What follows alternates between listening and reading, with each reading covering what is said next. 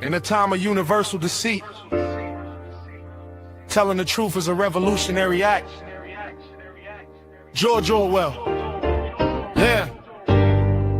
This is Blood Politics. The only podcast where we don't talk about politics. We be about politics. And our mission statement is to empower, educate, and encourage everyone to speak out against fascism.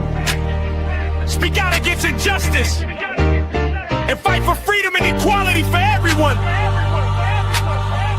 This is Blood Politics, and we ain't stopping till they put us in the grave. We ain't gonna be quiet, and we ain't gonna be scared, and we ain't gonna go along with the crowd. This is Blood Politics.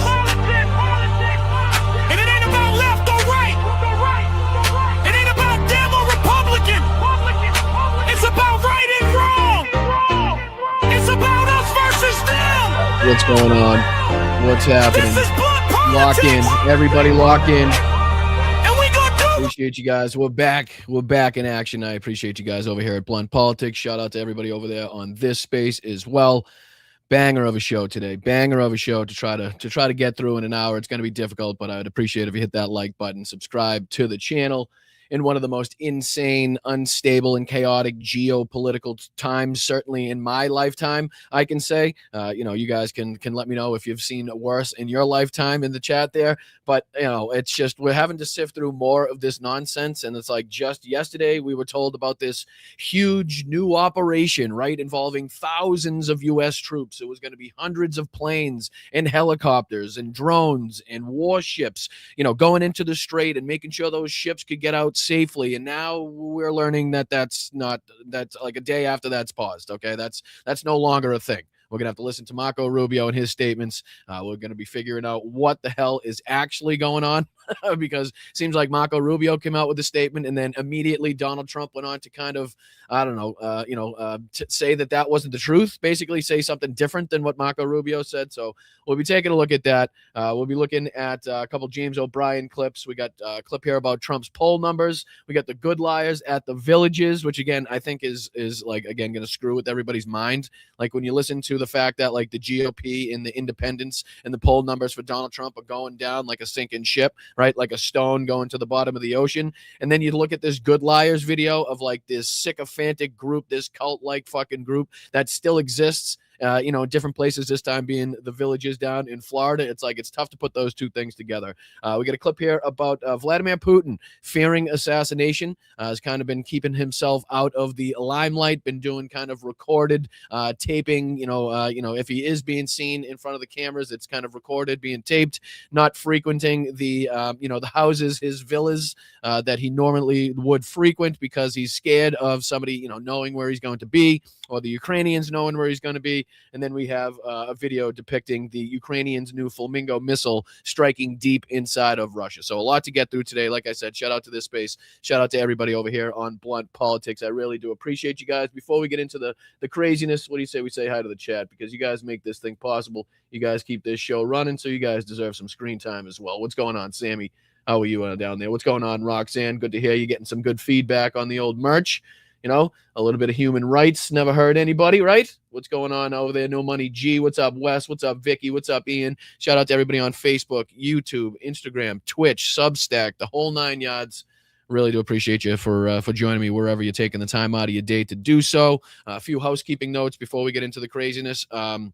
Venmo up in the corner as always. If you could send in a buck or two, if you got that, sticking out from the couch cushions somewhere, and you can throw that in without affecting any other part of your life, think about doing so. We try to do things the independent route over here. We don't have any financial backers, sponsors, or ads that we run during the show. Anything like that. The Substack is free. All I ask for is if you find some value and some benefit in the show, you can either sign up for a YouTube membership just underneath me for less than a gallon of gas right now, way less than a gallon of gas right now, considering the average price now in the United States.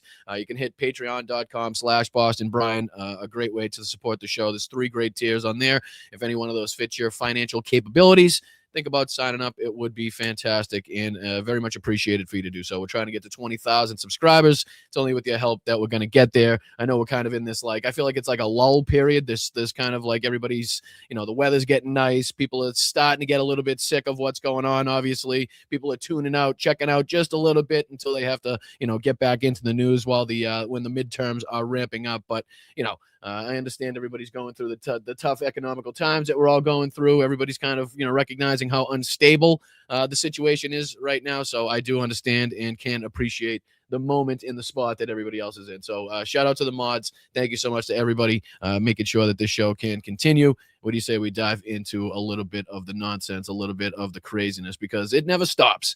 It never stops. You know what I mean? It's just like, I feel like we show ourselves to be more incompetent by the day. Both militarily and obviously with the leadership of this country. It just never ceases to amaze me or anybody else in the chat.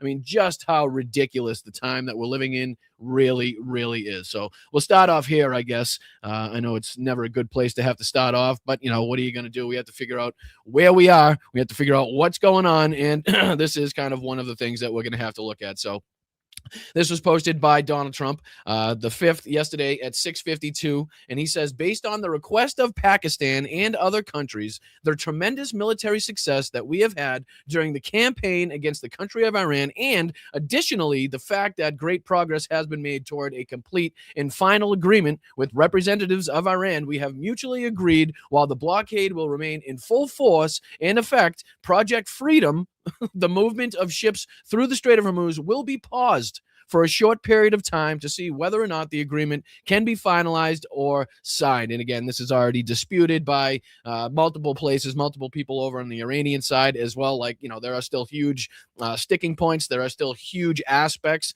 of things that are not agreed upon, that aren't, we're nowhere near close to agreeing upon either. So we're not sure quite what the fuck you're talking about.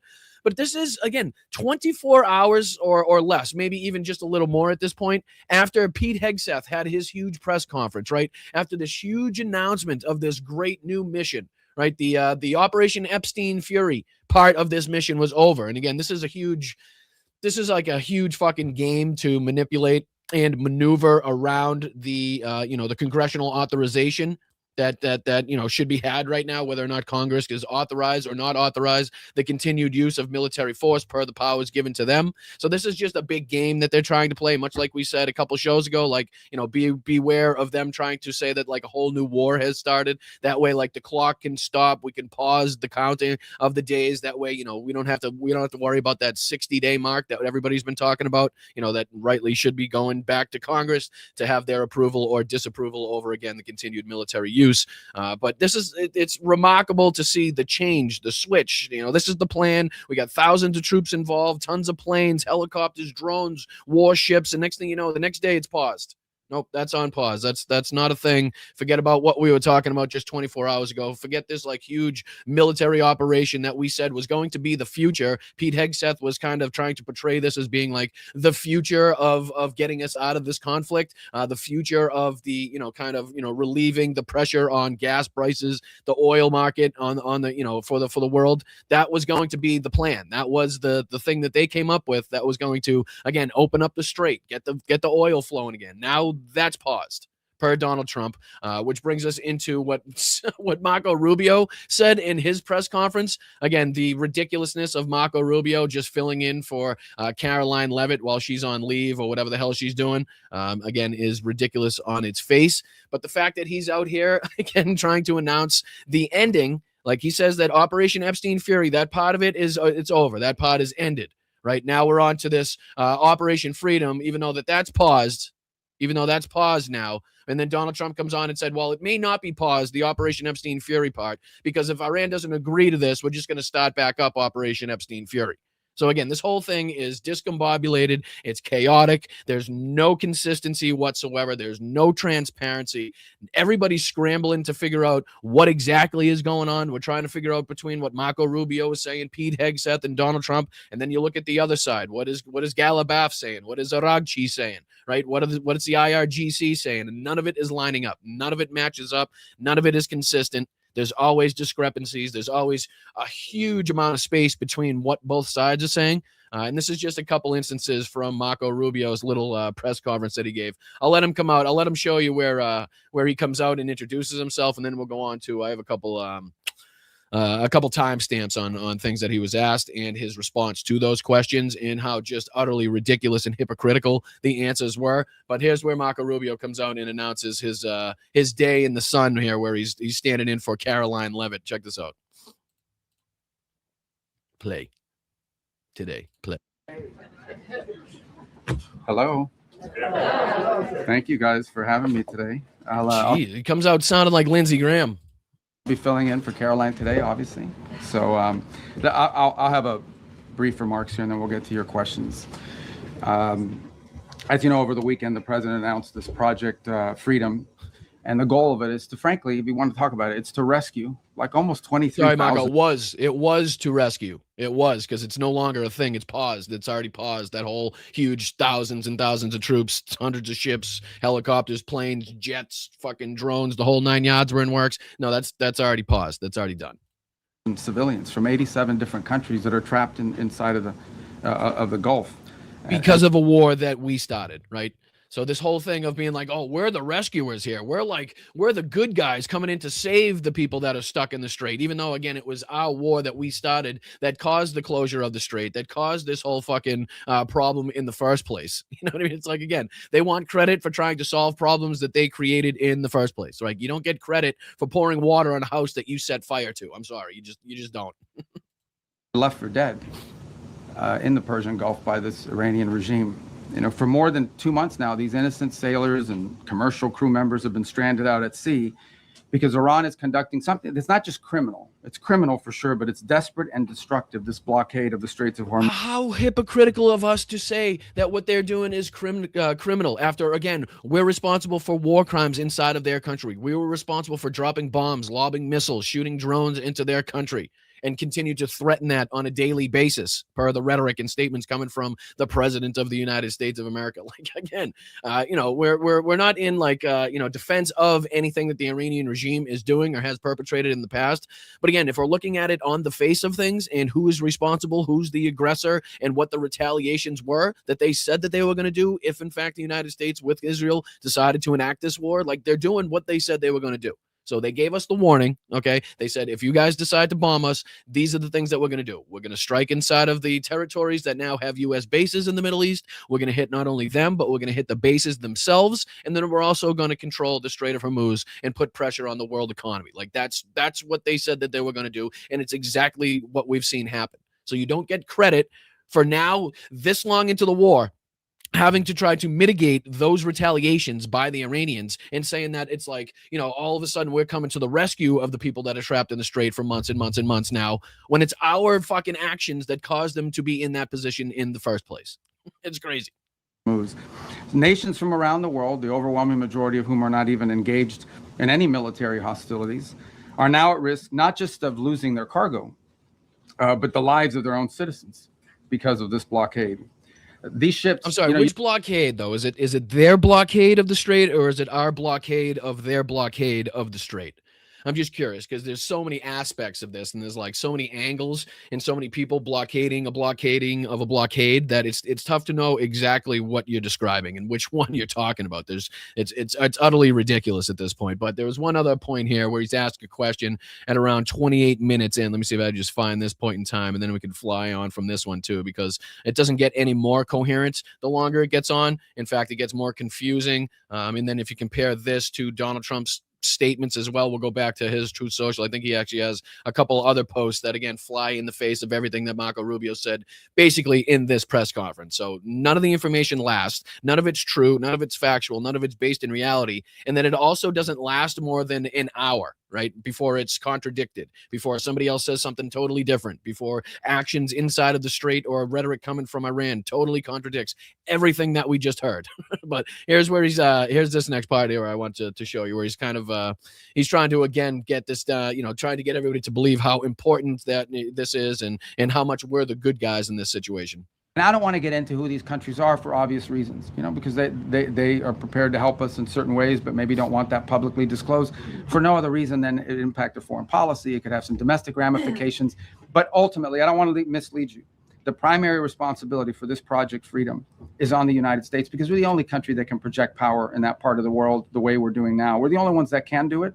And we're going to do it as a favor to the world. Apparently not. And apparently the whole thing was to do it for just like a couple hours, right? We were just going to send a couple ships in. I think a total of 2 ships actually came out under this whole like huge operation. Correct me if I'm wrong. I know it was single digits. May have been 1 or 2 more than 2, but again, not to a point where it's going to cause any substantial change on the world market or any like opening up of the strait. Yesterday we were talking about Pete Hegseth saying that there was a red, white, and blue dome over the strait. And then 24 hours later, that entire mission was paused. Okay. And there's Marco Rubio telling us that the first part of the Operation Epstein Fury, is over. That's done with. That's a whole secondary part, much like we told you they were going to do to try to say it's a new war to get around the congressional authorization that they have to seek. That's exactly what's taking place here. This is nothing more than manipulation, maneuvers, whether it's for the markets, for the stock market, or for the oil markets, or again, manipulation to try to get around congressional approval. That's exactly what this is. This is a favor to the world, because it's their ships that are stranded. It's their fuel supplies that are stranded. By the way, it's their humanity. A favor to the world, guys. It's like we are the good guys here. We are doing such like a service to the world by, again, initiating this war, having the strait get locked up tight, and then again making all of these people that are now suffering inside of the strait for months and months and months on these ships, not knowing what the hell is going to come next, not knowing if they're going to get hit by missiles or drones. We're the good guys now because we caused that, but we're also now talking about how we could try to stop it. So that makes us the good guys. It's like, do you guys see the irony here? Do you guys see the hypocrisy? Like, we're not living in the same universe if we allow this to continue. Like, you can't, like, the reporters in here, I know they've handpicked these people, but again, the fact that they don't speak up and they're like, well, this doesn't make any fucking sense whatsoever. Like, nothing you just told us lines up with what we saw. Nothing that you just told us lines up with what Trump said or Hegseth. Like, speak up at some point, people. God damn it. There's humanitarian aid destined for different countries in the world that's stranded in the Persian Gulf right now.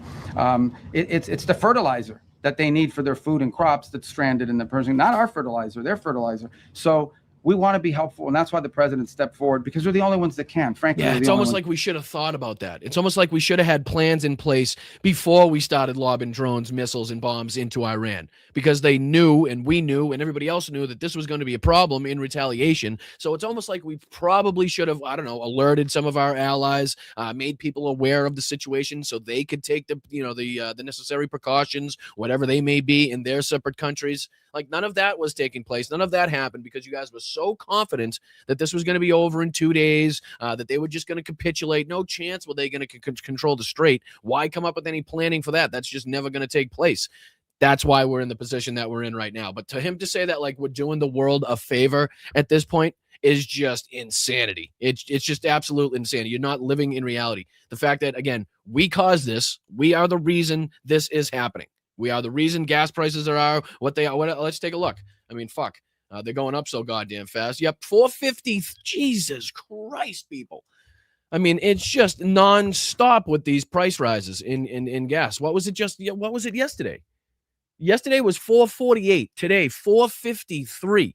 I mean, and again, I know it doesn't sound like much to people that may not, keep track of that or, have, substantial knowledge on how gas prices kind of fluctuate up and down. But I mean, it's crazy. It really is crazy considering the highest recorded average price of regular unleaded is $5.01, right? We're at $4.53 and climbing fast.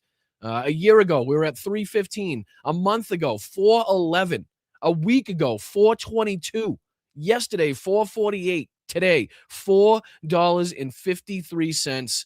And again, heading towards $4.54 as an average. And we're looking at Washington paying $5.74 on average. We're talking about Oregon paying $5.33 on average. California $6.16. Nevada $5.23. Arizona $4.84, and again, this is on average. I know some people may be paying less, and some people may be paying more.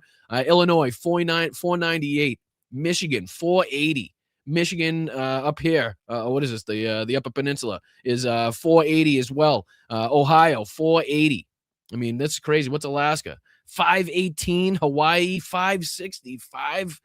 Good grief. Good fucking grief.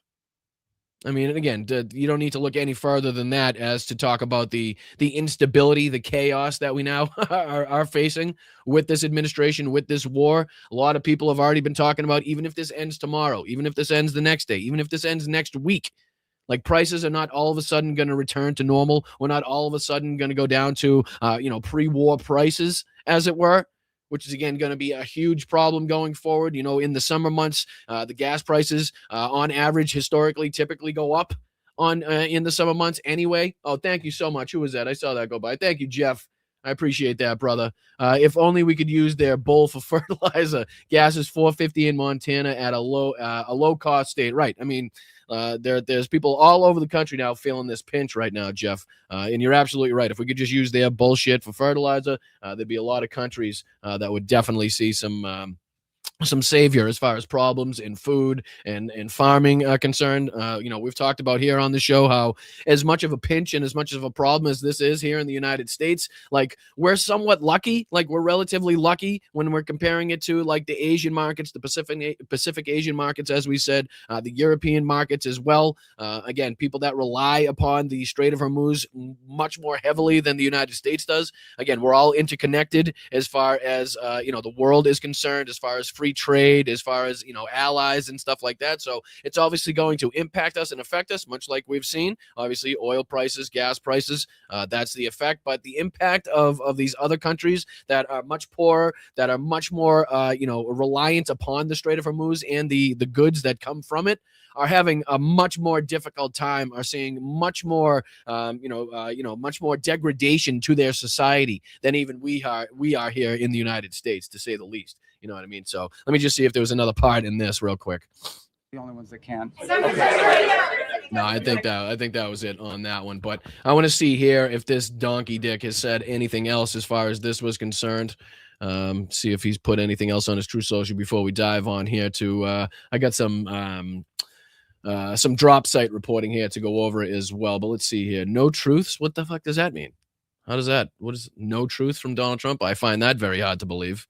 All right. Yep. You can verify that I'm a human. Yep. Okay. Yep. Here we go. Verified. Let me click. I'm going to click. No.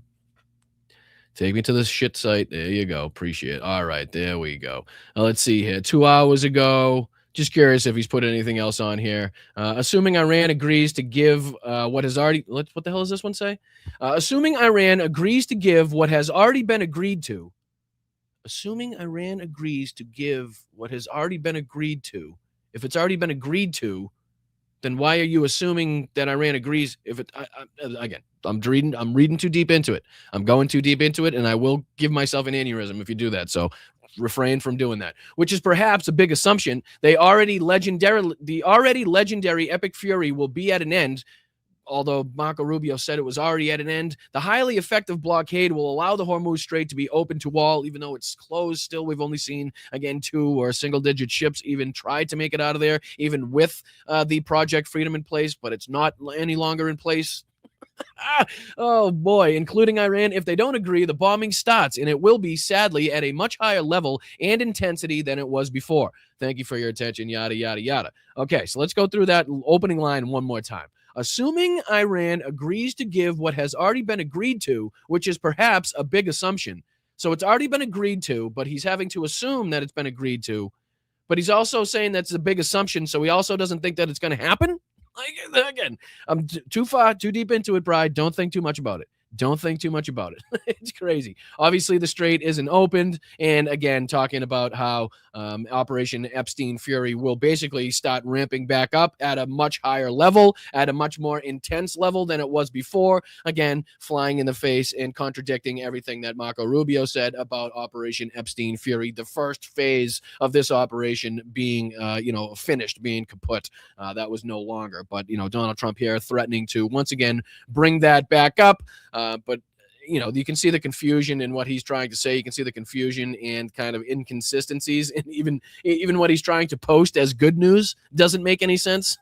So again, that's leading to the instability in the markets, the ups, the downs, the market manipulation, and people like Barack Ravid over at Axios doing Donald Trump's bidding at every fucking turn, every chance he gets to try to put out that fucking tweet of, oh, Donald Trump says we're close. Donald Trump says we're getting really, really close for a deal here, people. It's right around the fucking corner. He knows he's got Barack Ravid. He's probably got his fist halfway up Barack's asshole, and all he's going to do is manipulate Barack's fucking mouth and let him tweet out anything that Donald Trump wants at that point in time, because that's basically what he's been doing. But this is drop site, not Axios. I will I will have you know. But this says U.S. flows wish list to end Iran war. Israeli strikes kill 8 in Lebanon, and Republicans want $1 billion for East Wing. Yes, that East Wing in the ballroom that again, everybody said it was going to be privately funded, and nobody in this country would have to, foot a dollar, as a taxpayer in this country for the ballroom and the subsequent,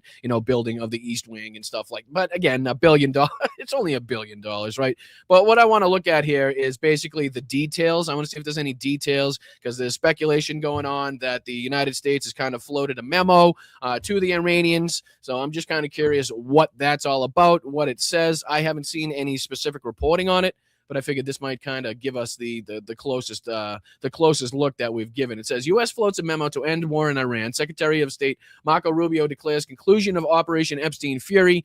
This is kind of just a rundown, is it? Let's go down here to the ceasefire. Yeah. U.S. floats memo to end the war. The U.S. has put forward a one-page memorandum of understanding to end the war, according to Axios. I'm sure it's got Barack Ravid's name all over it. I'm sure they're this close to making it. I mean, Iran has sent them, again, fax after fax, email after email. They've even texted them a couple times, and they're right around the corner. They want to capitulate, but just not today, apparently. But it says the document would formally mark an end to hostilities and launch a 30-day window for more detailed negotiations. Ibrahim Razahi, the spokesperson of the Iranian Parliament's National Security and Foreign Policy Commission, said in a social media post that the Axios article represented the Americans' wish list. So basically, not anything that the Iranians have agreed to or would likely agree to.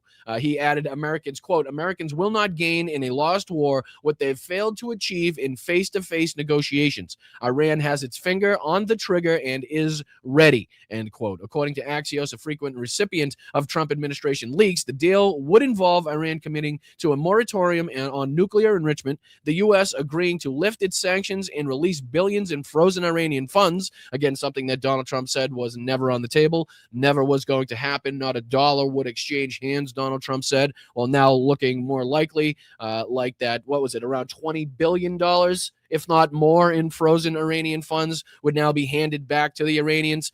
This also says both sides allowing transit through the Strait of Hormuz. Washington reportedly expects Iran to respond to several key points within the next 48 hours. The news follows President Donald Trump's announcement on Tuesday that the U.S. has paused its short-lived Project Freedom operation to guide commercial vessels out of the Strait of Hormuz. Rubio declares Operation Epstein Fury concluded, like we just talked about, like we just watched. Marco Rubio told reporters at a White House news conference that the U.S. campaign in Iran had ended. The Operation Epstein Fury is concluded, Rubio said. We have achieved the objective of that operation like fucking hell they did.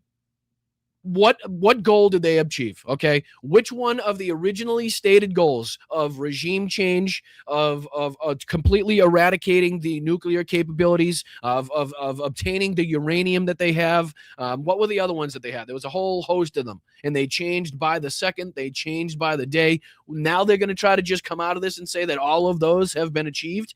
I don't know. I think people like Mark Levin, Lindsey Graham, and other fucking war hawk, warmonger, and neocon piece of shit like that might have something to say about this. Again, not only that, but the frozen funds being given back to Iran, depending on what control Iran still has over the Strait of Hormuz, who has to pay what to whom. That's all going to be something that's going to be a point of contention for these people that are currently, as we speak, on the side of Donald Trump in this. But let's see what else we can get into here. I'm just curious what else they told in there. It says that Operation Epstein Fury will be at an end, and the highly effective blockade will allow the Strait of Hormuz to be open to all, including Iran. If they don't agree, the bombing starts. It will be sadly at a much higher level and intensity than it was before. That's what Trump put on his True Social. Jeremy Scahill said they do not trust Washington and remain skeptical of the entire diplomatic process. Quote, they also say much of the United States media reporting on this is based on Trump administration spin. Iran is engaging in diplomacy, but also preparing for the resumption of war. And that's exactly true, especially as we're talking about, like we just brought up, people like Barack Ravid over there at Axios.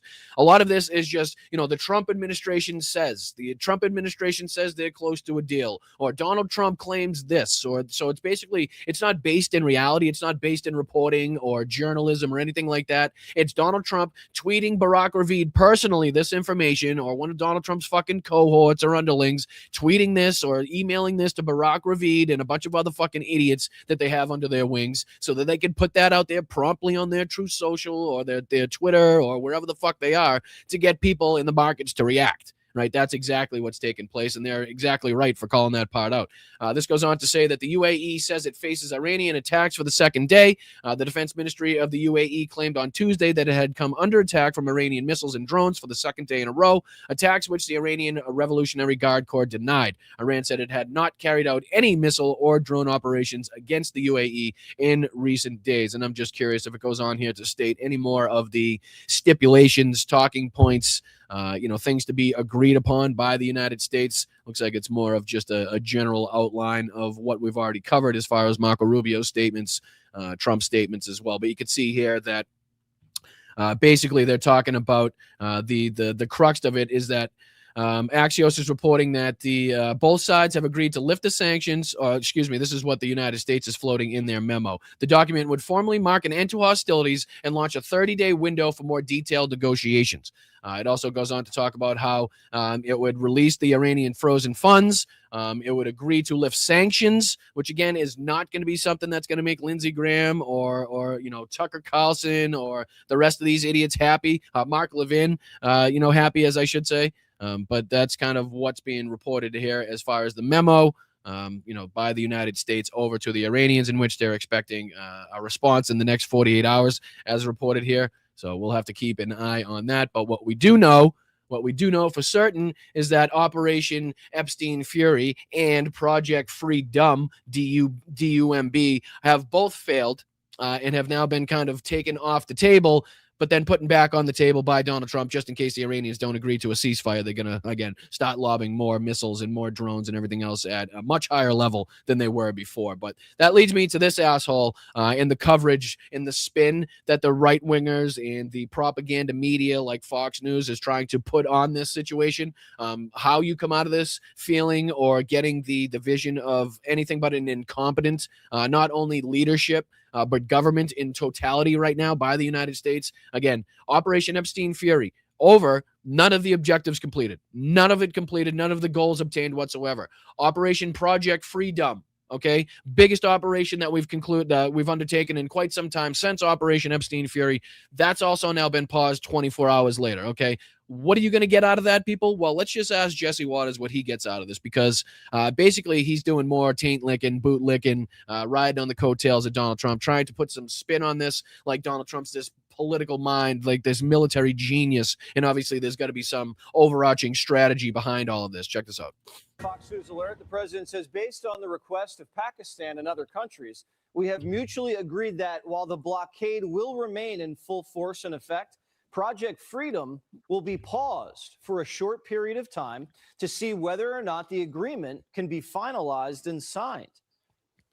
We suspect the president is letting the Iranians save face. Yeah. The enemy just yesterday said they controlled the strait. That was obviously a lie. And watching the Americans escort ship after ship.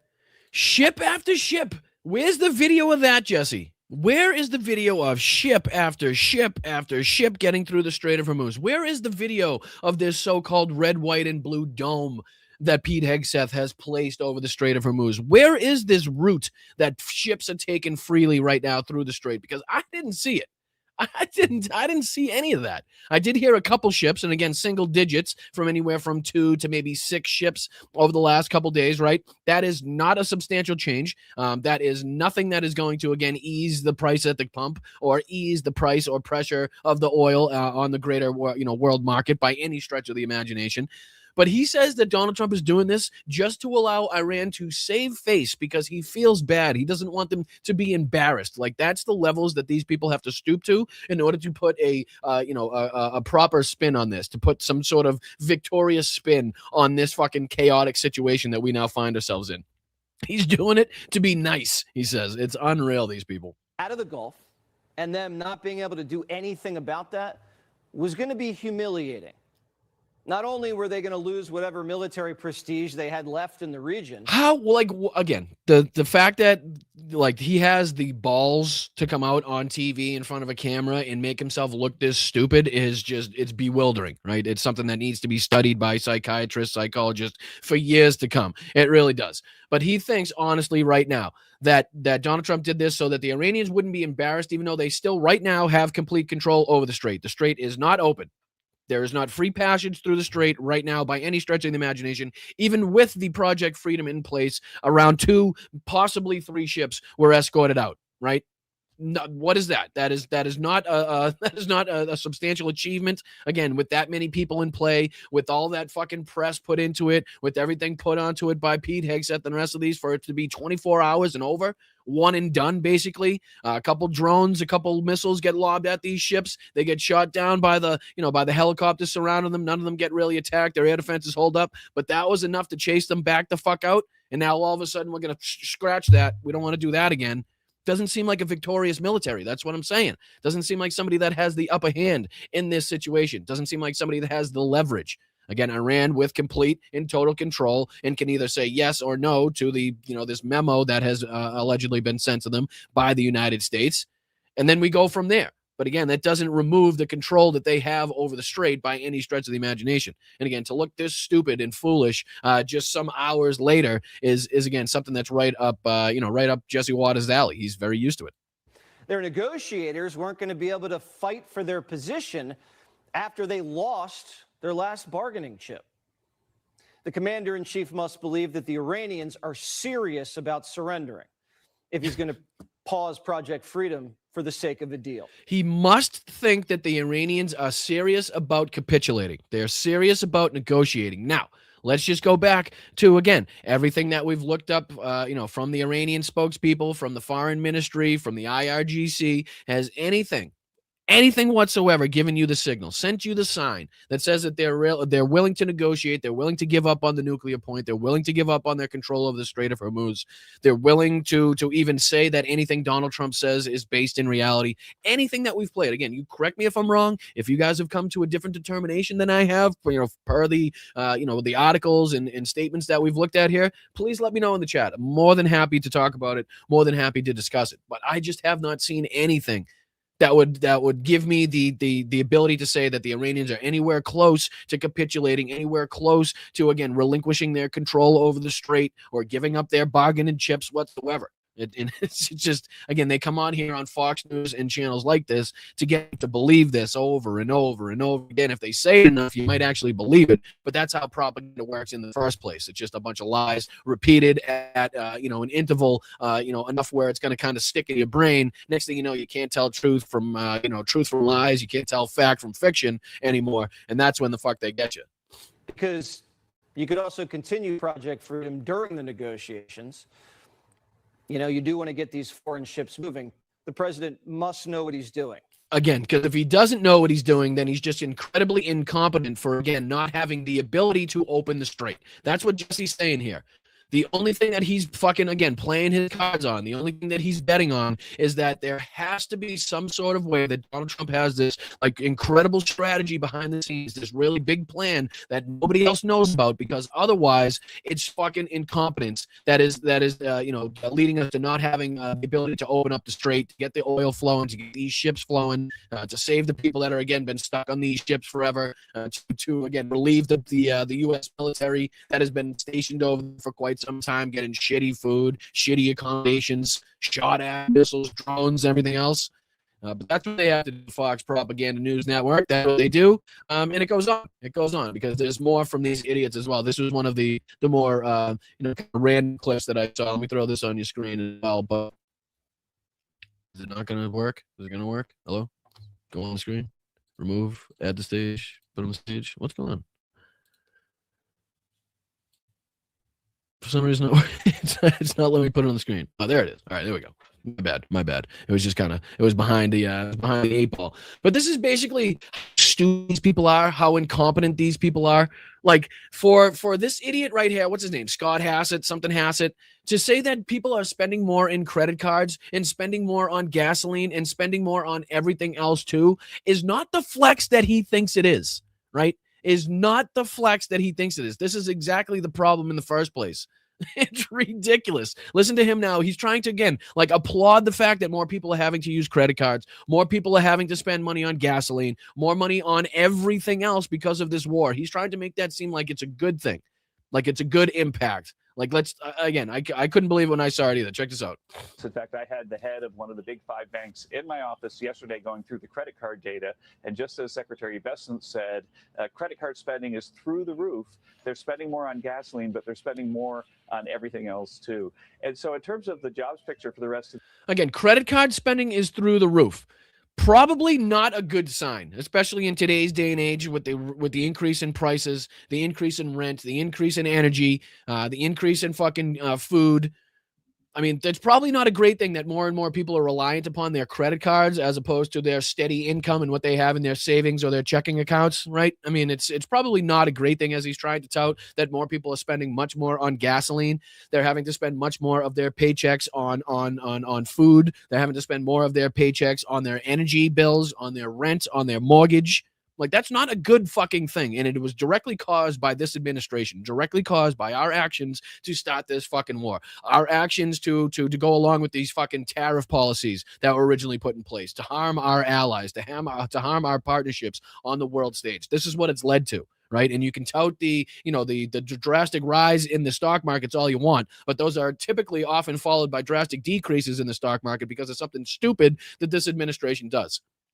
So again, as much as they go up when Donald Trump loves to say that a negotiation and a deal is somewhere near, they also react poorly and negatively when we realize that the bombs are going to continue to be dropping. When we realize that Israel's still killing people in Lebanon, when they're still removing Palestinians from the West Bank, right? When they're still killing people in Gaza, when we're still lobbing missiles and drones into Iran, when this thing inevitably kicks back off the way that they would love to have it kick back off. Or, again, Donald Trump's going to have some really pissed off people in his camp, much like Mark Levin and the rest of those people. Again, if we're giving back funds, frozen funds to the Iranians, if we're, eliminating sanctions on the Iranians, if we're giving them the ability to, again, to have more geopolitical power after this than they had just prior to this war starting with their original leadership, with the Ayatollah that we originally took out, there's not going to be happy people in the camp of Donald Trump, like Lindsey Graham and the rest of the warmongers and fucking, neocons that want to see bloodshed, that want to see fucking more children dying, that want to see more bombs and, hit schools and hospitals and everything else. They're not going to be too happy with it. So he's kind of damned if he does, damned if he doesn't at this point, which is exactly why he probably shouldn't have gotten into the situation to begin with. But I do digress as far as that's concerned. What do you say we take a look at some sanity? I know we've taken a look at some insanity. Let's take a look at some sanity. We may, because I'm a big mouth and because I just ramble on for so long, we might have to save a couple of these clips for tonight's show. Tonight, we got 2 hours, 8:30 p.m. In case you haven't joined us on the late show for Wednesday nights before, we do have 2 shows on Wednesday. So 8:30 p.m. tonight, we got a full show, 2 hours. Just in case we don't get to any of these clips, we have our secondary show tonight to make sure that we can fill you guys in on all of the news. But let's dive into this clip here. James O'Brien on LBC. Just kind of going through the nonsense, going through the rigmarole. James O'Brien worries about theory. Trump is taking notes from the WWE. Right, so this is more politics via wrestling. We've talked about it being, politics via kindergarten, before this as well. So, let's see let's see what he's got to say here as well. Here's James O'Brien. Shout out to James. Hopefully at some point we are even lucky enough to maybe get him on the show. That would be fantastic. We are lucky enough to have Preston Stewart going to be joining us on the 13th. Make sure you'll mark that down in your calendars as well. But let's dive into this. Hit that like button. My name's Brian. This is Blunt Politics. I should let you know that more during the show. I'll try to get better at it. But please hit that like button at the very least. Subscribe if you do enjoy what you're seeing, if you do like what you're hearing. So let's dive into this again. Trump is taking notes from the WWE. The Strait of Hormuz is the reason why your food is getting more expensive, your fuel is getting more expensive, and your holiday may quite conceivably be cancelled. I promise you I'm not exaggerating. 13,000 flights have already been cancelled for this month because of jet fuel shortages and high prices caused by the Iran war. This from the aviation analytics company Sirium. And that, as things stand, can only get worse. The build-up of ships waiting in the bottleneck, currently crewed by about 22,000 crew members. And these are big old container ships which don't have many crew members. I've watched strange Channel 5 style television programs about this stuff. Do you know you can book cabins on them? And they're quite expensive. I thought they'd be almost free, but they're quite expensive. You can tour the way. Anyway, again, stop with the digressions. I mean, they don't have, that's why they're so susceptible to piracy. Again, something I missed, Donald Trump boasting last week about being a pirate. Can we see if we've got a clip of that? I mean, literally saying out loud, hey, this is what we're doing. It's like we're pirates. You think I'm making it up. Something else that you'll think I'm making up coming up in a moment, but I've got the clip of it so I can prove that I'm not. Although, to be honest, it's so utterly outlandish that you could be forgiven for thinking that I deployed some sort of deep fake in order to play you the latest pearls of wisdom from Pete Hegseth. So the ships are bottlenecking. The claim that it's open is contradicted by the claim that it's closed. The claim that it is a ceasefire is contradicted by the claim that they're now firing at each other again. The claim that the war is over, therefore he doesn't need permission from Congress to do the war that he's already done, is under question by the fact that they are discussing the fact that the Iran agreement is imminent. There may be some breaking news on this in the next few minutes. They are expecting guess what? Couple of days. They're expecting a response that is currently being reported from. Again, he's being kind of facetious and kind of joking about the whole thing, but that's kind of the ridiculousness of the situation, right? He's put it kind of bluntly before. The hypocrisy is being told to us by both sides, what we're seeing, what we're hearing from both sides, and what we actually see in reality. But the fact that we're now talking about this, like, okay, the reporting that a negotiation come now kind of stops the clock, basically, so they don't have to seek congressional approval and authorization for continued military action or otherwise, right? Now that we're just going to rename this thing, it's not Epstein Fury anymore. It's now this Project Freedom. But even that's over. We're going to have to come up with another name. But don't worry, because negotiations are coming close. We're right around the corner for a negotiation. But even if that doesn't happen, we're going to continue bombing and we're going to wipe them off the face of the earth. So it's like we're all over the fucking map as far as any of the possibilities and what's to come, and like people trying to affect some sort of change. Like we're all over the goddamn place. Iran in the next 48 hours. And here's the thing, right? If there is a deal to be done, it is almost impossible to imagine that it would be in any measurable way superior to the deal that was done in 2015, that he immolated, torched. Talking about Barack Obama's JCPOA, of course, no way is anything going to even scratch the surface. Again, if they come to some sort of agreement, especially of what we've already talked about being discussed, it's not going to be anywhere near the level of security or the level of kind of, ability to watch what was going on that we had in the Obama nuclear deal with the JCPOA, clearly being pointed out here by somebody not even living in this country. Right? The people in this country that support this war can't admit it, can't see this. But again, people outside of the country that only sporadically have to dive into American politics can see it plainly and clearly as if they had fucking, 20/20 vision. Tore up during his first administration. So your food, your fuel, and your holiday are getting more expensive. When is a strait not a strait? When is a strait not open? When it's a jar. So the Strait of Hormuz is a jar. I think perhaps is the closest you're going to get to an accurate description of it. I need to credit someone for that. They sent me that joke just before I came on air, but I've lost the message that it was contained within. That's what happens when I start crediting people with writing my script. I start, Keith, well done, thank you. The Strait is a jar. I can see Ash in Northampton has already rung in, and he will be appearing on the programme probably when I get to the end of this interminable introduction, because he's the only person I've spoken to so far who actually knows what he's talking about when it comes to the Strait of Hormuz. Normally, if you ring in before I've actually asked the question, you get very politely told by Rebecca to ring back later when James has actually asked the question.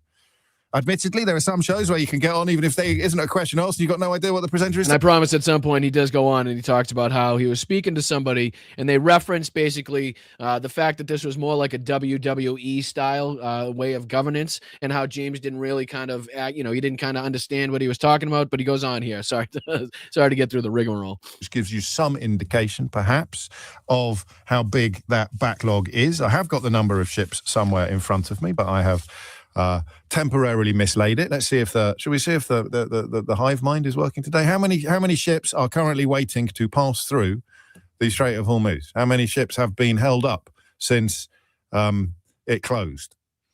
And of course, Donald Trump claimed yesterday, or was it the day before? And I'm not even joking, I can't remember. I wasn't on air the day before, was I? There was a bank holiday. Oh Lord, I think I've got the bins wrong. That's an even stranger digression. The food is going up, your fuel is going up, your holiday could be cancelled. The strait is open except when it's closed, and it's closed except when it's open. Iran still control it, and the United States can't really claim victory in this scenario unless they reverse that status quo and exercise military control over the Strait of Hormuz, which is the very definition of the sort of exercise that Donald Trump swore blind he would never undertake in the event of the American people deciding to make him president for the second time. Are you still with me at the back?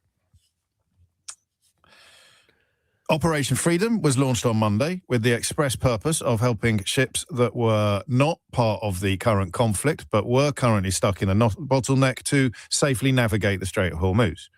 No ships did in that category. 2 ships, it was claimed, did manage to navigate the Strait of Hormuz, but they were flying the Americans. It's funny to me to watch other people try to navigate this, right? Like we've been doing this for 10 years, whether it's, through TikTok videos or, live streams here on YouTube, Twitch, and other places. But, to see other people that have to kind of like work their magic and kind of twist themselves into a pretzel to try to figure out some sort of, through line, some truth, predictions, anything that like could give us some insight whatsoever. It's kind of comical to me, like in the way that he puts it. It's open when it's closed when it's open. It's a straight, but it's not a straight. It's a jar, but like this, the whole thing of we're gonna get all the ships out, but only 2 ships came out and they weren't even in the correct category. Like all of these things that they have to like place in front of themselves and kind of put into like certain categories and decipher, after that what the hell is going on. It's kind of like it's almost like it's entertaining for me to watch. It really is. But yeah, I think he goes on here real quick.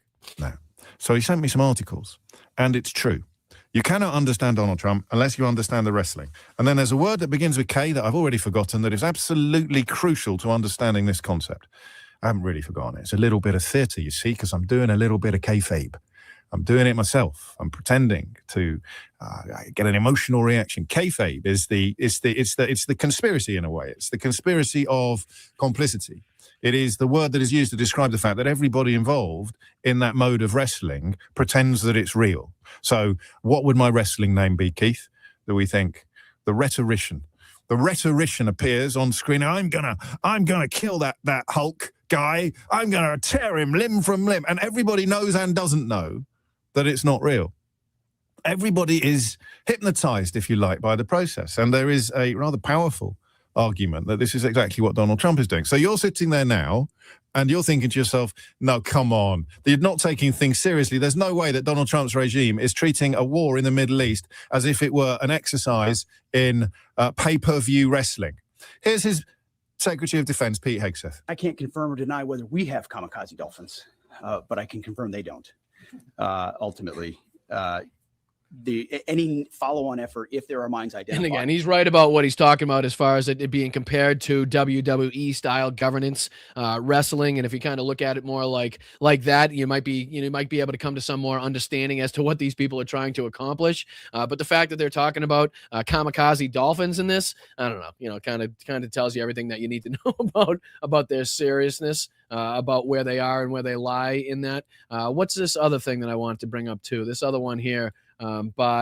Was it him? No, it was this one here. This is the poll numbers. And we'll get into just a little bit of this, and I'll let you guys go. We'll pick up this a little bit later on tonight on the second show, which will kind of give us an excuse to flow right into this Good Liars clip that I wanted to watch, where they were at the villages once again. So to kind of compare and contrast everything that we've been talking about on this show as far as the polling numbers, definitely hitting the floor for Donald Trump. People both in the GOP and independents kind of flocking away, but also at the same time having to recognize recognize that this group, this core, this cult of personality that still exists out there isn't going away. Right there, you're never gonna not see this. This kind of theme that we're seeing here in this Good Liars film. These people that are not living in reality. These people that are willing to defend and obfuscate in any single fucking way to even defend Donald Trump's third term or running again in 2028. The whole 9 yards. Like, these sycophants are gonna be here till the end. Okay, until they croak, until Donald Trump croaks, or until fucking MAGA finally croaks as an entire fucking entity,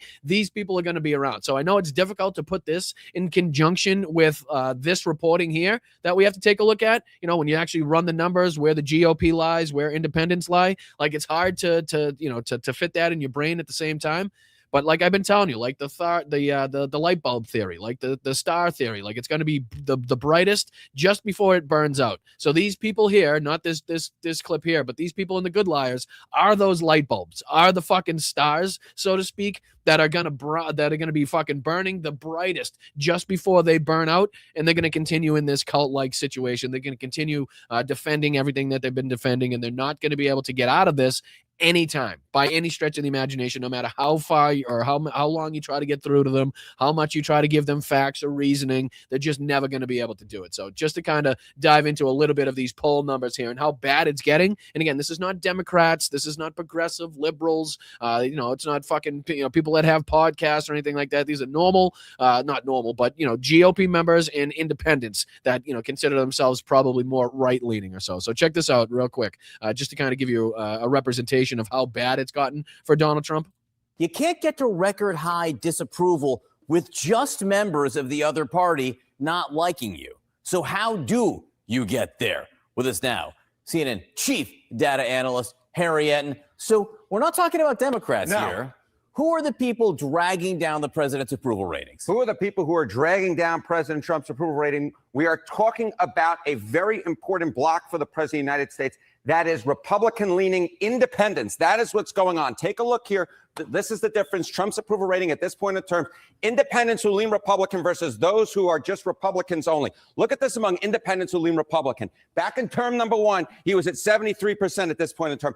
Down he goes, an absolute collapse now. Just 53% of independents who lean Republican now approve of the president of the United States. That's very different from Republicans only. It was 83 at this point in term number one. It's 80. And again, even that still shows a huge level of brainwashing. 53% of people that consider themselves independent but more right-leaning still support and approve of what Donald Trump is doing in this second term. Like, that's fucking, who are you people? Who are you? Who are the people out there that consider themselves right-leaning independents, won't consider themselves conservatives or Republicans, but say that they're right-leaning? 53% of those people is still far too fucking many. Way too many people still being brainwashed and propagandized by the bullshit. Or again, know what the fuck is actually taking place, but are too stubborn or incapable of actually telling people or recognizing it or switching their votes based on what they're now feeling, the impacts to their life, the prices of goods, gas, and the whole 9 yards.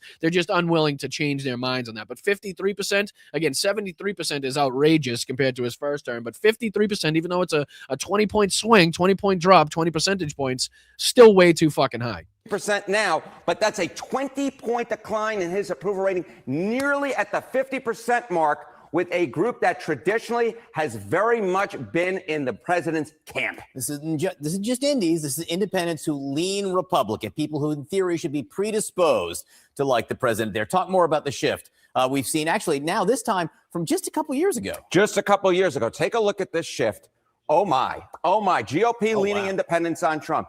In the 2024, you can even hear the CNN anchor in the background with his "oh wow!" Like, even he's surprised to see the dramatic change here. Election versus Kamala Harris, he got 91% of that vote, nearly 100. Near uniformity on that one. But down he goes, down into the deep blue. So again, this is GOP-leaning independents on Trump. 2024 election versus Harris. He had 91% of the GOP-leaning independents. Now, that same group, only 53% now approve of his job, what he's doing with his job in his second term, which is, again, I will state, far too fucking high, but obviously a dramatic and drastic change from 2024 in the amount of people, independents, GOP-leaning independents that were out there supporting him, ready to vote vote for him in support of his policies.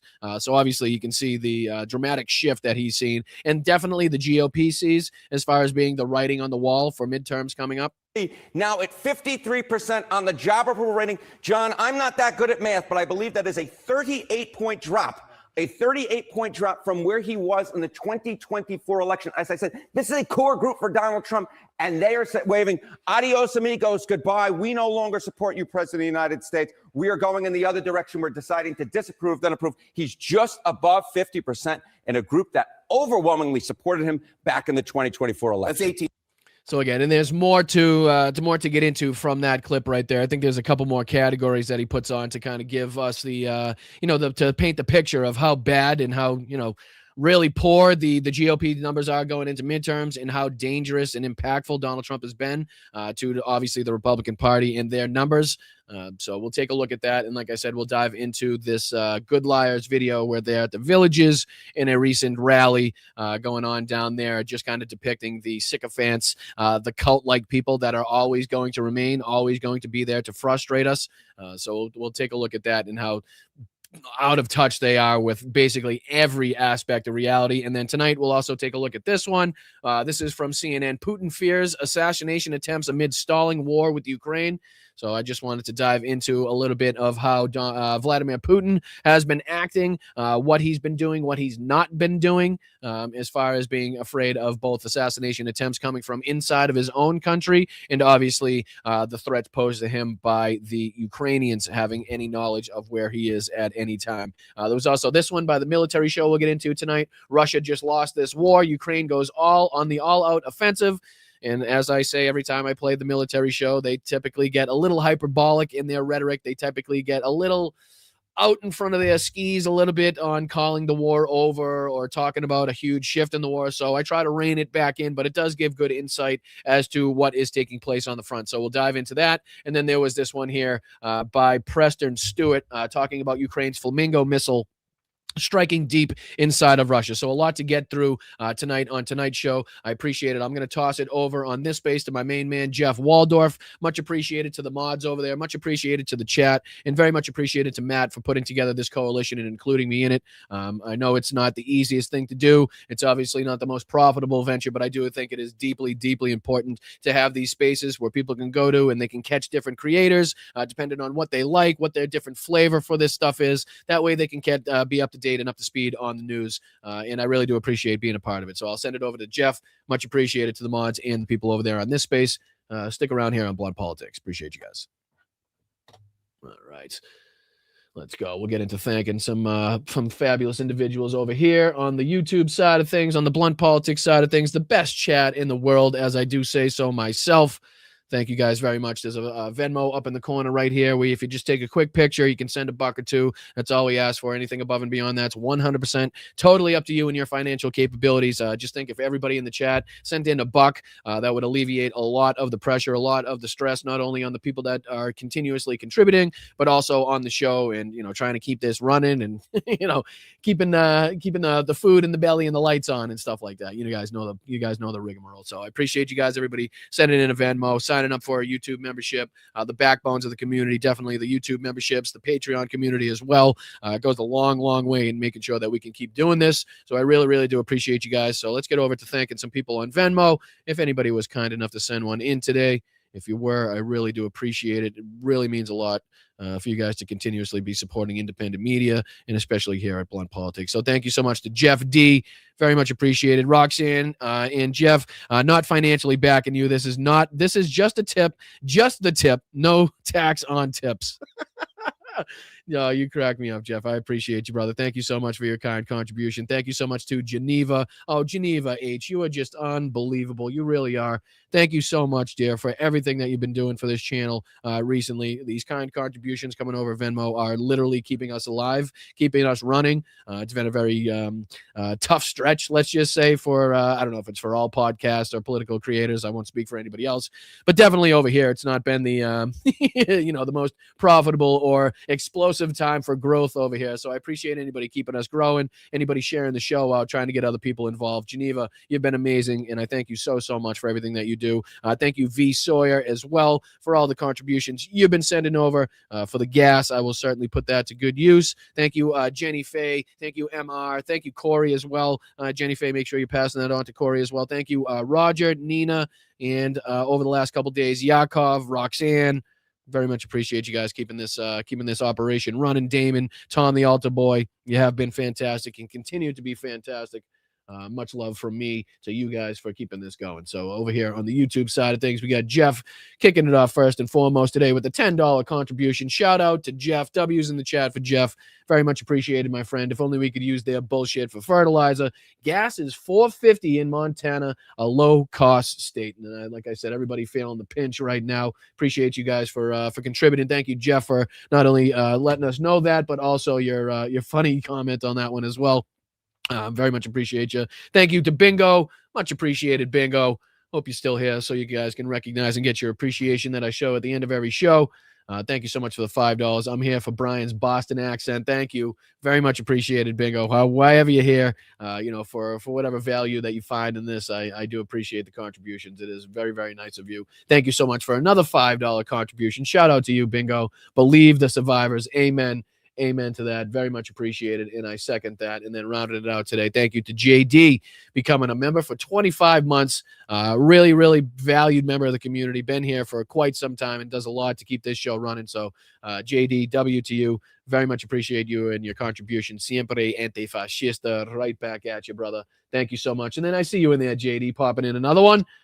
Popping in $2 right at the end. So I thank you guys. Like I said, I know it's kind of been a slow period, a slow time here, but I have no doubts that we're going to ramp this thing right back up the closer we get to midterms. We're going to be sticking right here, giving you the information, giving you the news, the highlights, any opinions that we can get out, and it's going to be blunt, so we're not going to be holding anything back. There's no bullshit to fight through. We're just trying to fight through the bullshit, the propaganda, the lies of the mainstream media, to be very clear, and we just kind of break it down like everyday, normal, blue-collar people talking to their friends, talking to their family would. We give a great place here, a great community for you guys to get engaged in conversations and be involved in like-minded people. So I really do appreciate every single one of you, whether you're contributing, whether you're just liking, sharing, subscribing, sending in an emoji in the chat, posting your comment after it's posted. Anything that you can do to help us grow and get to 20,000 subscribers and beyond would be fantastic. And like I said, make sure you got the 13th down. We're going to be talking to Preston Stewart. Very excited for that conversation. And hopefully we can get some more fabulous guests on the show. I'm really reaching out to more like Ukrainian creators, people that are involved in talking about the war in Ukraine, so we can get more insight into that, whether it's Anna from Ukraine, whether it's Kate from Kharkiv, whether it's Dennis Davidov, Preston Stewart, obviously, Arthur Rehi, whoever we can talk to, we're going to reach out to. I've been trying to on DMs and every other platform I know how. So if we can continue to grow, if we can get more subscribers and build that base up, it'll give us a better opportunity of getting people to recognize us and kind of recognize the value in coming on the show. So it's with your help that we're going to get there. Please make sure you hit that subscribe button. And I will see you tonight, 8:30 p.m., 2-hour show. We'll go at anything that we missed today. That way we don't, we don't miss anything, right? I like to keep you guys up to speed, up to date. I love you. I appreciate you. And I will see you later on tonight. Thank you to the mods and thank you to the best chat on earth right here at Blunt Politics. Make sure you stay safe. Keep yourself occupied until tonight. And I will see you later. Appreciate you guys.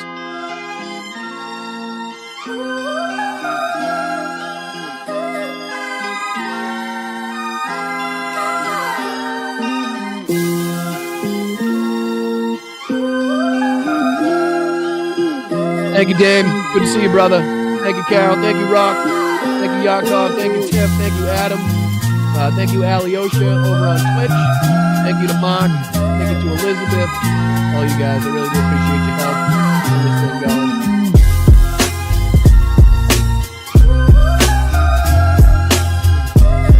Thank you, Pops. Love you, brother. Oh, Sin. Yeah, that's unfortunate. Well, luckily we give you a place to come and you can relieve some of that stress, and hopefully I appreciate that contribution. Thank you so much for that $10. Shout out to you. W's in the chat. Much appreciated.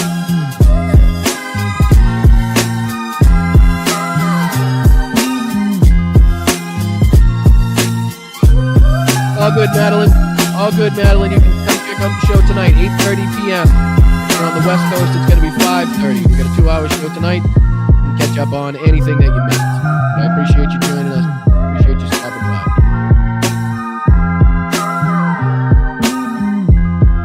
Вітаю, Бостон Брайан.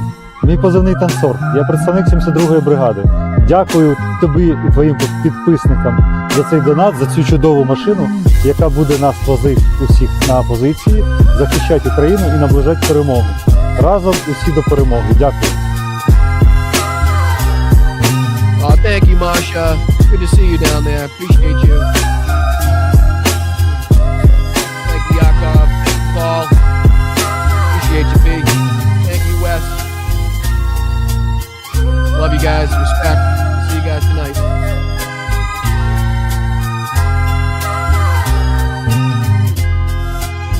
Hey, you got a little chubby going there. He says rectum damn near killed him. Taking him back to Nevada where he's wanted for banging horses. What in the hell was that all about? I'm just dandy. I got a bowl of chocolate pudding in my underpants. It feels so lovely to be here tonight. What a beautiful out. Give yourselves a round of applause. You're so lovely. Everyone's so lovely. Oh, get those lights off! Off! Turn them off. They're too bright. Turn them off. Tina, don't forget to come back tonight. We got a show tonight, 8:30 p.m. if you can make it. If not, then we'll happily see you tomorrow. But if you want to hang out a little bit more, we got another show tonight for you, Tina. Вітаю, Бостон Брайан. Мій позивний танцор. Я представник 72-ї бригади. Дякую тобі і твоїм підписникам за цей донат, за цю чудову машину, яка буде нас возити усіх на позиції, захищати Україну і наближати перемогу. Разом усі до перемоги. Дякую. The population in Thailand is 63 million people. It is twice the size of Wyoming. Its chief exports are textiles, footwear, and rice. Each year, approximately 13,000 people are killed in car accidents in Thailand. Our army manned the air. It ran the ramparts. It took over the airports. It did everything it had to do. Wrong. We've endorsed JP, right? JD Mandel, and he's doing great. Wrong. Where you going? Nowhere. Cacophony, a crescendo, a finale, a coup de grace. This guy's been drunk all day. Referred to my hands. If they're small, something else must be small. Bad news, bad news. Even when it's good news, it's bad news. I can just tell you that a con artist is about to take over the Republican Party and the conservative movement, and we have to put a stop to it. He's calling me Little Marco. And I'll admit, the guy, he's taller than me. He's like 6'2", which is why I don't understand why his hands are the size of someone who's 5'2". For the rest of my life, I have the curse that I Вітаю, have. Бостон Брайан. Мій позивний танцор. Я представник 72-ї бригади. Дякую тобі і твоїм підписникам за цей донат, за цю чудову машину, яка буде нас возити усіх на позиції, захищати Україну і наближати перемогу. Разом усі до перемоги. Дякую. God bless the United States. The kidney has a very special place in the heart. It's an incredible thing. We're inviting Americans from all across the country to come out to officially name the undisputed. When did this come out? For minors. Do we love minors? I love minors. It's a new form of vicious violation to our country. They're just getting acclimated. You know what that means, acclimated. Water coming here is dead. We're a nation that just recently heard that Saudi Arabia and Russia will eating the dogs, the people that came in, they're eating the cats, they're eating They're eating the pets of the people that live there. I'm standing up here bashing the living shit out of Nazis. No, get those lights off.